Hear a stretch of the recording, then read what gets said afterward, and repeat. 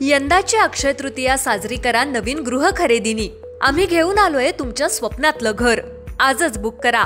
कर्जतच्या मध्यवर्ती ठिकाणी उभारलेलं भव्य आणि देखणं टॉवर 1, 2 आणि 3 BHK फ्लॅट्स, दुकानं आणि ऑफिसेस यांसाठी उत्तम पर्याय।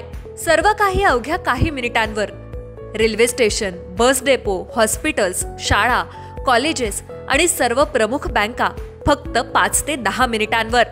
अद्वितीय सुविधा, 24 तास पाणी, safety gate, garden, parking, lift, clubhouse, सर्व काही तुमच्या सोयीसाठी। आजच संपर्क करा 8433790025 8433790030। गजवक्र हाईट्स, फक्त घर नव्हे, हे आहे एक स्मार्ट आणि सुखद आयुष्य। नमस्कार, मी विकास मिरेळ, विकासनामा या डिजिटल प्लॅटफॉर्म मध्ये आपलं सर्वांचं स्वागत आहे। आज आपण चर्चा करतोय कर्जतच्या राजकारणासंदर्भामध्ये, अर्थात ठाकरे गटासंदर्भामध्ये। कारण महाविकास आघाडीचे अर्थात ठाकरे गटाचे उमेदवार नितीन सावंत यांचा पराभूत झाल्यानंतर मग ठाकरे गट कामाला लागले का? कारण स्थानिक स्वराज्य संस्थेच्या निवडणुका सुद्धा दिवाळीनंतर होण्याची शक्यता व्यक्त केली जाते आणि ग्रामपंचायत निवडणुकीचं इलेक्शन सध्या वारे वाहत आहे। याच अनुषंगाने ठाकरे गटाचे फायर नेते बाबू घरे यांच्याशी आपण संवाद साधतोय। सर, स्वागत आहे। निवडणुकीनंतर आपण आज पहिल्यांदा भेटतोय। सर, कशा पद्धतीने ठाकरे गटाची राजकीय रणनीती, पराभवानंतर ही पहिली मुलाखत आहे, आत्मपरीक्षण झालं, ऑडिट झालं की नाही अजून पक्षाचं? निवडणूक झाल्याच्या नंतर शिवालय या कार्यालयामध्ये जवळजवळ आमच्या 2 ते 3 मीटिंग झालेल्या आहेत आणि यापुढे पक्षवाढीसाठी तालुक्यामध्ये कसं काम केलं पाहिजे आणि जो काही आपला पराभव झाला त्याचे आत्मचिंतन करून त्या पराभवाला शह देण्यासाठी, येणाऱ्या निवडणुकींना शह देण्यासाठी तालुक्यामध्ये शिवसेना 1 नंबरवर कशी राहील यासाठी आमचं नियोजन आता तालुक्यामध्ये चालू झालेलं आहे। पण काय बैठकीमध्ये पुढे काय ठरलंय? तेच उमेदवार राहणार की नवीन उमेदवार देणार किंवा त्यांनाच पाठबळ द्यायचंय? नाही, उमेदवाराचा जो विषय आहे ते जिल्ह्याचे नेते किंवा मातोश्रीवरून जो काही आदेश येईल, जो कोण उमेदवार फायनल होईल तो त्याला मदत पक्ष करणार। आता नितीन सावंत यांच्या नेतृत्वाखाली काम सुरू आहे सध्या? हा, सध्या काम चालू आहे पक्षाचं। पण याचं आत्मपरीक्षण का कुठे कमी पडलो, कुणामुळे याचं, किंवा ज्या कार्यकर्त्यांनी काही ठिकाणी सुद्धा घरांना चालवलं, काही आमदारांना मदत झाली, याचं कार्यकर्त्यांचं ऑडिट होतं की नाही? कारण ज्या वेळेला आपणना मदत केली, आता घारेंना मदत केली, तर शिवसैनिक ज्याला उद्धव ठाकरेंचे व संजय राऊत गद्दार शिवसैनिक कर्जतमध्ये का आहेत? नाही, कसं आहे, मुळात तुम्ही एक गोष्ट विचार केला पाहिजे एका गोष्टीचा, की जे कट्टर शिवसैनिक आहेत, जे आता शिवसेनेला जी मतं पडलेली आहेत, तुम्ही पाहितलं असेल काय दोन्ही बाजूने अंधाधुंद पैशाचा वापर झाला मतदारसंघामध्ये। आणि कर्जत तालुक्यामध्ये जी काही नितीन सावंत यांना शिवसेना म्हणून मतं पडली ती कट्टर शिवसैनिक लोकांची मतं आहेत। आणि मग त्याच जोरावरती आणि जे काही जे लोकांचं मतदान बाजूला गेलं त्या लोकांना परत प्रवाहात आणण्याचं आमचं काम चालू आहे। पण त्या लोकांवर कारवाई होणार आहे का? म्हणजे खासदारकीला झाली नाही, आमदारकीला झाली नाही, आता निवडणुका आहेत, मग अशा व्यक्तींवर, अशा नेतृत्व आणि तेच परत तुमच्या सोबत येतात, म्हणजे असं शिवसैनिक कसा तुम्ही असा? नाही, आम्ही हे बघा, वेळोवेळी पक्षाला वरती जे काही असे लोक आहेत त्यांच्या बाबतीत कळवत असतो, परंतु मधल्या कालावधीमध्ये पक्ष एक वेगळ्याच परिस्थितीमध्ये असल्यामुळे पक्ष लगेच सडे की तोडेने त्याच्यावरती निर्णय न घेतल्यामुळे काही गोष्टींचा आम्हाला फटका बसलेला आहे। परंतु येणाऱ्या कालावधीमध्ये जे कोणी लोक असे आहेत त्यांच्यावरती नक्कीच कारवाई केली जाईल। आता मग सुधा घारेंशी जुळून घ्यायचं त्यांच्या पक्षाशी, कारण तुम्हाला आमदारांविरुद्ध लढायचं असेल तर सुधा घारेंना आणि तुम्हाला सक्षम होणं काळाची गरज आहे। तर दोघांसोबत युतीचा जो प्रस्ताव कार्यकर्त्यांना शिवसैनिकांमध्ये येतो, राष्ट्रवादीकडून येतोय, दोघांची युती होणार आहे, एक महायुती आणि महाविकास आघाडी। तालुक्यातली जे महाविकास आघाडीचे नेते मंडळी आहे आणि तालुक्याचा निर्णय होईल, परंतु काहीतरी निर्णय होईल, त्यात काही शंका नाही। म्हणजे तुम्हाला आता शिवसैनिकांना जगवायचं आहे तर त्यांची युती करावी, त्यांचाही प्रस्ताव तुमच्याशी आहे, तर वाटतं एक शिवसैनिक म्हणून? शिवसेना जगवायचे म्हणजे शिवसेना मुळातच खूप मोठा पक्ष आहे तसा आपण जर विचार केला। पण या पैशाच्या लाटामध्ये 2 दिग्गज पैसे टाकतायत ना सध्या तरी अजूनही। नाही, आपण पैशाचा पाऊस जरी पडला या तालुक्यामध्ये तरी आपण एकंदरीत एका गोष्टीचा विचार केला पाहिजे की हा तिथेच टिकून राहिलेला आहे. वडापाव खाऊन असो ना. हा शिवसेना हे बघा, शिवसेना हा काही, आता मी स्वतः आज 15 वर्षापेक्षा जास्त पक्षामध्ये काम करतोय, परंतु आम्हाला सत्ता पाहिजे किंवा आम्हाला काही कॉन्ट्रॅक्ट पाहिजे, आम्हाला काही अपेक्षा नाहीये. त्याच्यामुळे आम्ही आमच्या पक्षाच्या मागे ठाम आहोत आणि जो आमचा उद्धव साहेबांचा आदेश येईल तो आम्ही फॉलो करणार, त्यात काय मात्र शंका नाही.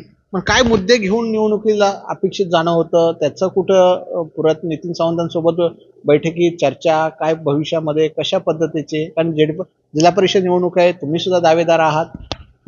नाही, आता कसं आहे का, ते जे विधानसभेमध्ये काही मुद्दे होते, आपण एकंदरीत महाराष्ट्राची आपण परिस्थिती बघितली, अशा प्रकारे राजकारण झालं, कसं महाराष्ट्रामध्ये म्हणजे कशा म्हणजे आपण विचार सुद्धा करू शकत नाही अशा प्रकारचं राजकारण या महाराष्ट्रामध्ये. कारण महाविकास आघाडीला पूर्णतः कळ असताना सुद्धा शेवटच्या 11th आवरला जो काही कल बदलला हा कसा झाला, यामागे चर्चा भरपूर विश्लेषकांनी केली. तर ते आपण त्या बाबतीत आता येणाऱ्या ग्रामपंचायती किंवा स्थानिक स्वराज्य संस्थेच्या ज्या निवडणुका आहेत, तर हे एक खालच्या लेवलला राजकारण होणार आहे आणि त्यामध्ये महाविकास आघाडीची ताकद आहे. त्यामुळे या तालुक्यामध्ये, या कर्जत खालापूर विधानसभेमध्ये आम्ही 100% बाजी मारू असा मला आत्मविश्वास आहे. आता बरेच जे ज्येष्ठ शिवसैनिक होते, तरुण होते, ते सगळे शिंदेच्या शिवसेनेत गेलेले आहे. आता एक तरुण फळी जी आहे ती निर्माण करावी लागेल, कारण बरेच जण सोडून गेलेले आहेत. तर परत एकदा जोश उत्साह शिवसैनिकांना आणण्यासाठी तरुण फळी जी कधी निर्माण होणार आहे? हे बघा, एकंदरीत आपण जर विचार केला, कार्यकर्ता घडण्यासाठी साधारण 15 ते 20 वर्ष जातात आणि मग कोणाच्या काय अडचणी होत्या, कोण अडचण दाखवून गेला, कोण कसा गेला, आता ती वेळ नाही राहिलेली. कोण का गेला हे विचार करण्यापेक्षा आता आपल्याला नवीन कार्यकर्ते घडले पाहिजेत. आता माझ्यापेक्षा भरपूर लोक आहेत सिनियर, ज्यांनी पक्षासाठी 30-30, 40-40 वर्ष आपलं आयुष्य घालवलेलं पक्षासाठी.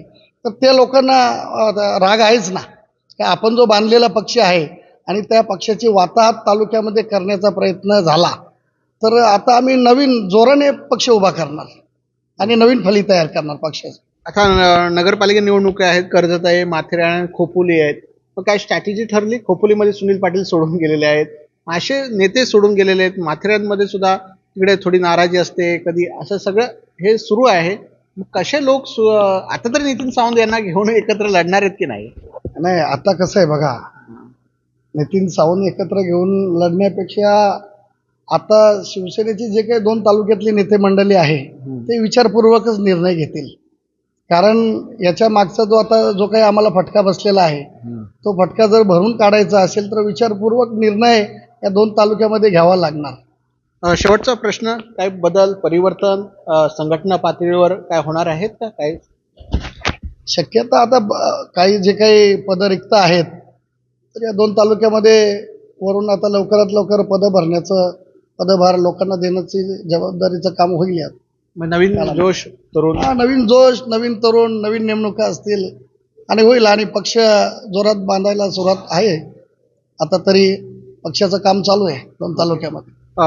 या सगळ्या परिस्थितीत कधी उद्धव ठाकरेंची भेट तुम्ही शिष्टमंडळाने घेतली का वगैरे? उत्तम कोळंबे किंवा नितीन सावंत वगैरे, जिल्हा अध्यक्ष वगैरे साहेबांबरोबर तालुका प्रमुखांची मीटिंग झालेली आहे या संदर्भात आणि लवकरात लवकर एखादा मेळावा सुद्धा या तालुक्यामध्ये पावसाच्या अगोदर एखादी चांगली मीटिंग तालुक्यामध्ये अरेंज केली जाईल या संदर्भात. म्हणजे गरमीमध्ये परत गरम करणार विरोधकांना, गरमीमध्ये गरम करणार आणि येणाऱ्या काळामध्ये निवडणुका येणार आहेत त्याच्यासाठी नियोजन करण्यासाठी एखादा मेळावा लागेल. ओके. हे होते बाबू घरे यांनी दिलखुलास मुलाखत दिलेले. आगामी काळामध्ये ज्या स्थानिक स्वराज्य संस्था निवडणूक आहेत त्याच्यामध्ये जोश उत्साह घेऊन पुन्हा एकदा तरुणांची फौज जी आहे शिवसैनिकांची बांधण्याचा प्रयत्न होणार आहे आणि ज्यांनी काम केलं नाही अशा गद्दार शिवसैनिकांवर कारवाई करण्याचं काम जे आहे शिवसेना करेल. आणि येत्या काळामध्ये वातावरण जरी गरम असलं तरी अधिकाधिक गरम वातावरण हे विरोधकांच्या हवा करण्यासाठी शिवसेनेच्या वतीने केलं जाईल. धन्यवाद बाबूशेठ, तुम्हाला सुद्धा शुभेच्छा.